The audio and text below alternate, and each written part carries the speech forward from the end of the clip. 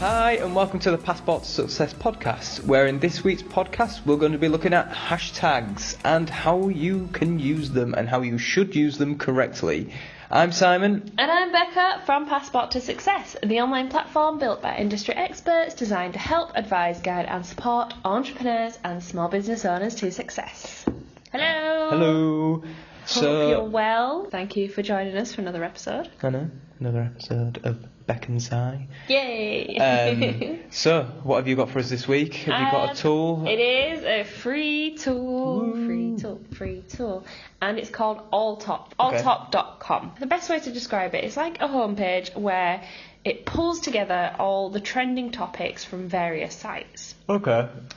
It's top news, top information in real time. It carefully picks all the best from the best sources, allowing you to see what's happening quickly from trusted resources. They collect stories from Wired, Mashable, Reddit, like the Washington Post. Is it a bit like an RSS feed?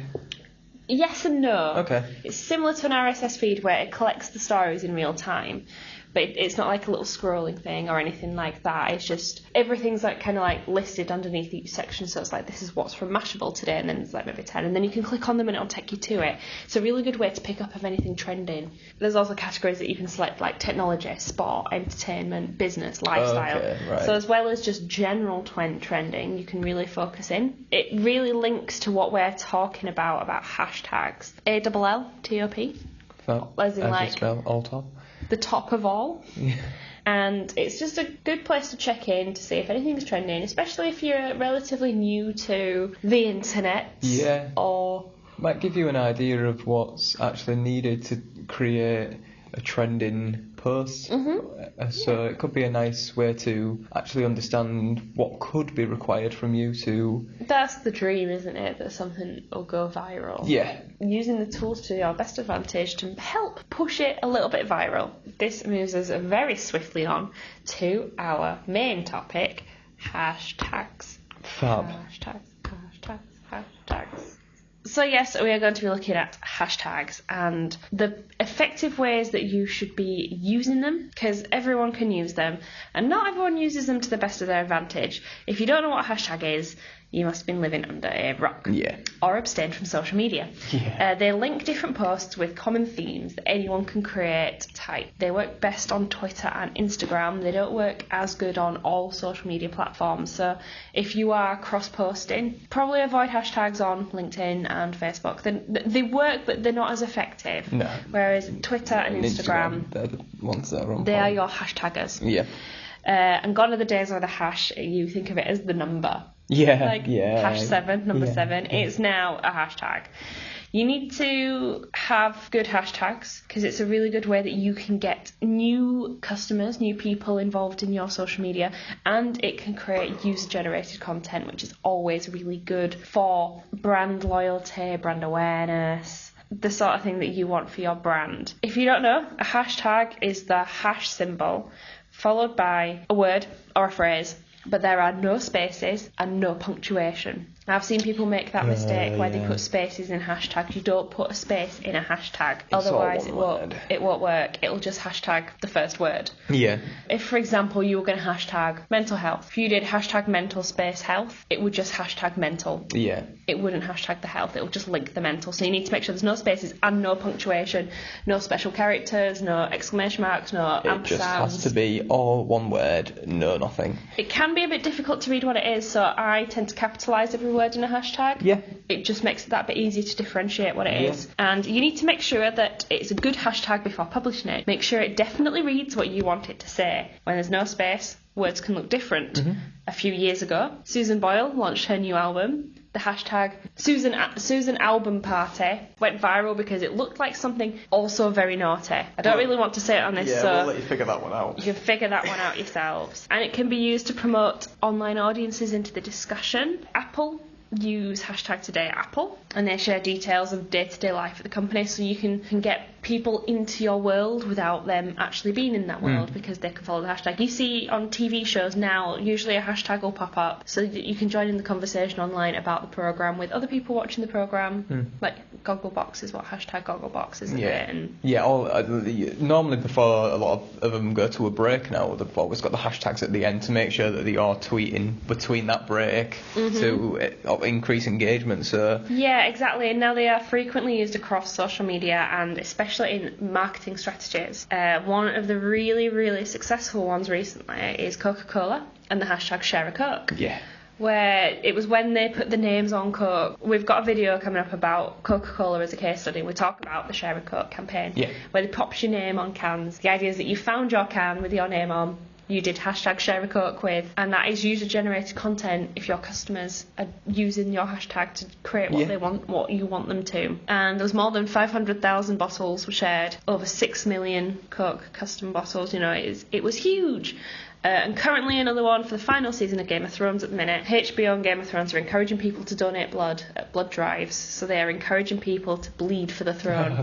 Hashtag bleed for the throne. And it's like, John bled for the throne, now it's your turn. They're really wanting to up that. So people are going, donating blood and doing hashtag bleed for the throne. Oh, that's good. You need to have a hashtag in your marketing strategy. Yeah. I mean, hashtags, they're a great way to get your content out there to the right audience, and if you use them correctly, they're a great way of actually accessing different audiences that you might not actually be sure even existed.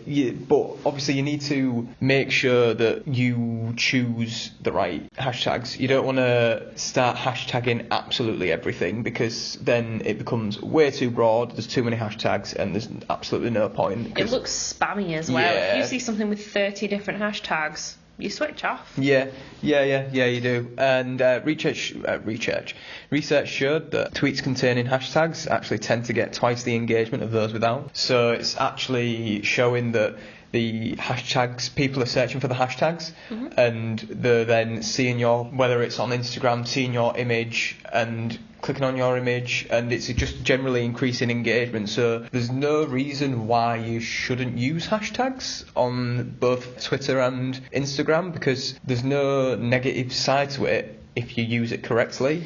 Especially in terms of a business, like in terms of personal, on my personal Instagram, I don't use hashtags because mine is private and I don't want anyone seeing my images. But that's my personal thing. For a business, you want people to see it. Yeah, so use your hashtags. Yeah. If you use them right, it can really increase your engagement. You're missing out on a free tool. Yeah. Basically, it's something what can access a huge variety of new customers if it's used correctly for your business, and it's a tool that can be underutilized for businesses when they first go onto these platforms. I think people are scared of them. Yeah, it's or don't quite fully understand them. You just need to make sure that the hashtags are relevant for what is going on, if that makes sense. Yeah. You can't start doing random hashtags in posts that make absolutely no sense. Yeah, so if, for example, Coca-Cola, they were doing the hashtag Share a Coke, and then all of a sudden they started hashtagging about carpet. Yeah. It's not going to work, is it?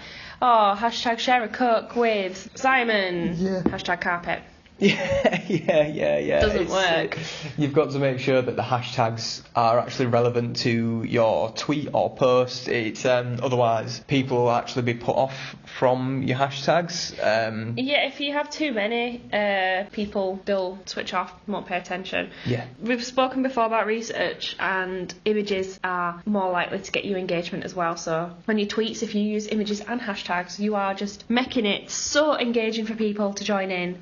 You are inviting them to join in with your content. Exactly, yeah. And as we say, they're really good to get user-generated content. And you need to make sure that you want to use hashtags that people will want to use themselves. Yes. As well, make them fun, make them exciting, make part of your tribe, your followers, make them feel involved. Yeah, exactly. Everyone wants to feel involved, no matter whether you're on social media or not. Your customers love feeling as though they're part of a part of a tribe or culture or a team, and it's imperative that if you are using hashtags, they are actually relevant to your customers and they can get on board with using them. Yeah, we've got 3 top tips for hashtag. Number 1 is jump on bandwagons, not always if they're relevant. Okay. Sometimes they can be slightly irrelevant. Like, for example, when Starbucks did that unicorn frappuccino.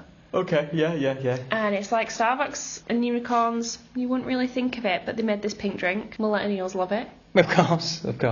And it was limited edition. And unicorns are everywhere at the minute, aren't they? You know, people flipping love a unicorn. If it's relevant to you, you can jump on trending bandwagons. Yeah. But even if they're not obviously relevant, you might need to just think about it. Yeah, I mean, it is possible to make it work as long as it might be easier for different businesses to use it than use the hashtag than your business, but you can still use it. It's just you'd have to think about a certain way to go about either a tweet or an image or whatever you decide to do. You've got to get creative. Yeah. It's not all just writing a short sentence, hashtag or whatever. You need to think about what you can do to make your business stand out from the rest who are using this hashtag, to make people actually click on your image and like your image or retweet Or you can create a marketing campaign around this vaguely linked hashtag, like the Game of Thrones, for example. Yeah, people die and people bleed in Game of Thrones, but you wouldn't necessarily associate it with donating blood. So No.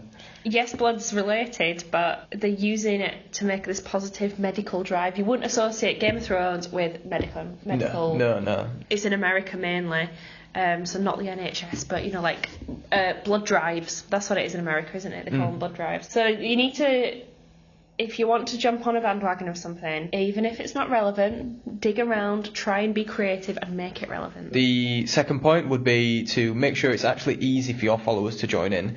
Now, the reason why, I mean, we sort of touched on this earlier, is we love getting involved. As people, we love getting involved in anything. And if you're creating hashtags that aren't easy for your audience to use, then they're going to start feeling a bit alienated and possibly pushing them further away from your business. Yes. So you need to make sure that it's actually relevant to them on a personal level. If the hashtags are like overly corporate or too formal, people aren't really going to pay much attention. Avoid using jargon. You know, if you work in an industry where it's very specific, very niche, and if you hashtag like a brand of machinery that you use, only a very certain amount of people are going to understand that, not necessarily your customers. Sometimes they might, but not always. So don't alienate people with jargon and too technical terms. We've mentioned earlier that like user-generated content is great, and it can actually be more influential, because I see someone like me using your products. They're like me. I can do it. I can buy your product. It's like customer reviews, isn't it? It's like a customer review. It's a positive review because they're using your product and sharing about it. It's all good, a business saying this is a brilliant product, our service is fantastic, but obviously they're going to say that because it's them. Of course they're going to say that. So if you're having someone else explaining that it's actually a really good product, then more people are going to listen to them than the business itself. So it makes more sense to make sure that the user-generated content is actually attractive to your audience.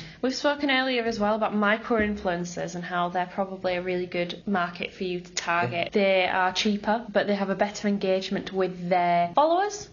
And we did a video about movement watches and their successful social media marketing, and they've got the hashtag join the movement, but it's MVMT, which is the name of the watches, and that's influencers and customers. I mean, I remember seeing it. I mean, it was a couple of years ago now. I remember seeing those watches plastered absolutely everywhere. It's all through social, and a lot of it is through the strength of mainly the hashtag. They've absolutely nailed it. I mean, the money that they make it's incredible in however long they've been going for. I remember seeing influencers constantly wearing the watches, talking about the watches. People were actually interested and engaged with the influencers because they didn't go for the big ones. They chose well, if that makes sense. And if you're going to go for one of the bigger influencers like the Kardashians or Zoella, you're going to struggle because they're going to be expensive and they've probably got loads of people going after them.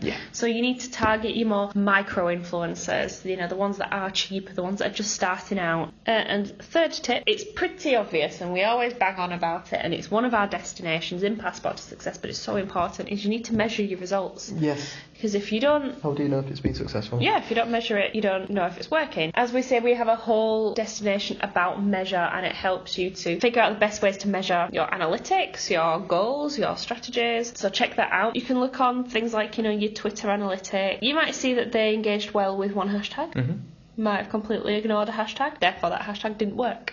Yeah. So the first month or so is going to be you experimenting, trying it out, persisting, and seeing if people bite. Don't be disheartened if people don't, though, because there's a lot of hashtags out there. Yeah, you need to be prepared to put in some effort. You can't just generate a hashtag and expect it to work straight off the bat. You need to put in some time and effort actually understanding what hashtags will work for your business and what will attract the right audience, how it will affect your engagement. And it does take time. It does take time working out what's best and what isn't, but once you do it, it's well worth the time, because social media is just constantly improving. Well, and also how many people check their social media before they even get out of bed in the morning? Yeah, exactly. On their commute to work, in their lunch at night, people are constantly on it. Mm-hmm. So you need to be constantly on it, otherwise you're going to get left behind. Yeah. There you have it. Those are our top tips on hashtags. Jump on bandwagons, even if they're not obviously relevant. It's got to be easy for your followers to join in with you, and measure your results on your hashtags. That's it for this week. Thank you for listening. Stay up to date with all things Passport Success. We'll see you in the next episode. Bye.